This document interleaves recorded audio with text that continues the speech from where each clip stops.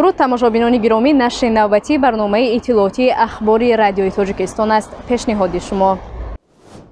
Президенти ҷумҳурии Тоҷикистон муҳтарам Эмомалӣ Раҳмон аз афзоиши офатҳои табиӣ ҳушёр дода афзуд ки дар меҳвари ин равандҳо об қарор дорад. Сарвари давлат зимни маросими ифтитоҳи ҷаласаи раиси Маҷмаи умумии Созмони Милали Муттаҳид оид ба омодагӣ ба конфронси оби Созмони Милали Муттаҳид дар соли 2023 иброз доштанд ки бинобар тағйирёбии иқлим ҳамагон шоҳиди зуҳуроти бесобиқаи офатҳои табиӣ шуданд.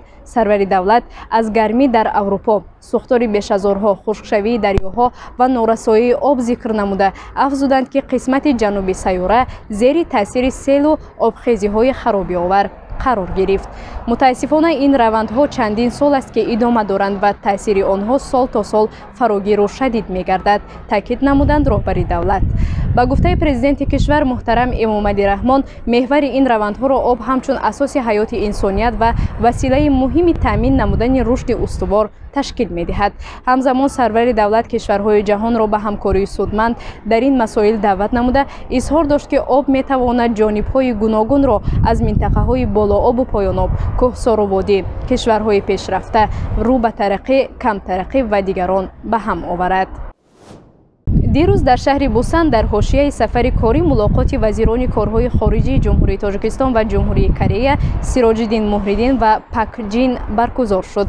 ба иттилои вазорати корҳои хориҷии ҷумҳурии Тоҷикистон, зимни вохӯрӣ масоили марбут ба густариши муносибатҳои дуҷониба дар соҳаҳои мухталиф, инчунин таҳкими заминаи шартномавии ҳуқуқӣ муҳокима гардид. ҷонибҳо густариши минбаъдаи равобити тиҷоратӣ, иқтисодӣ, сармоягузорӣ, илмӣ, техникӣ, тавсеяи муносибатҳои байни парлумонӣ, ҳамкорӣ дар соҳаҳои саноату энергетика, фарҳангу гардишгарӣ, муҳоҷирати корӣ ва тақвияти мушорикат дар ҳошияи созмонҳои байналмилалӣ ва минтақавиро таъкид намуданд. вазорати корҳои дохилии Тоҷикистон аз боздошти зану шавҳаре дар вилояти Суғд хабар дод ки дар фарзандфурӯшӣ муттаҳам мешаванд. ба гузориши котиботи ин ниҳод, боздоштшудагони 27-солаи сокинони ноҳияи Спитамен буда мехостанд писари серӯзаашонро фурӯшанд. ба иттилои манбаъ, ин фарзанди дуюмӣ дар оила буда, онҳо омода буданд бар ивази 6000 сомонӣ ӯро диҳанд.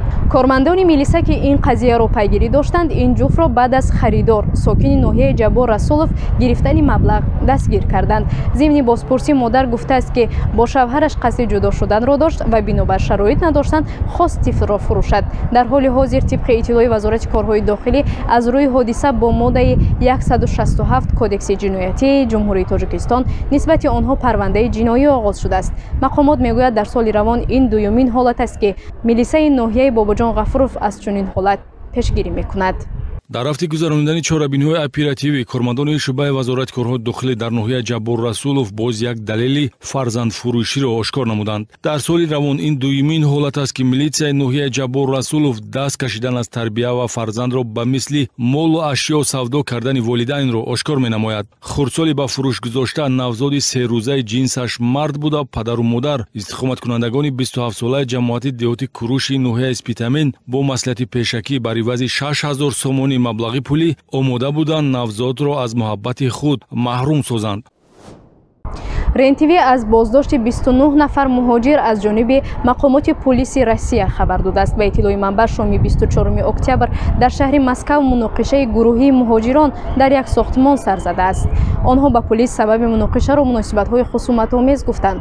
иштирокчиёни занозаниро феълан бо иттиҳоми майдаавбошӣ ба ҷавобгарии маъмурӣ кашиданд ва мақомот аз идомаи тафтишот хабар додааст.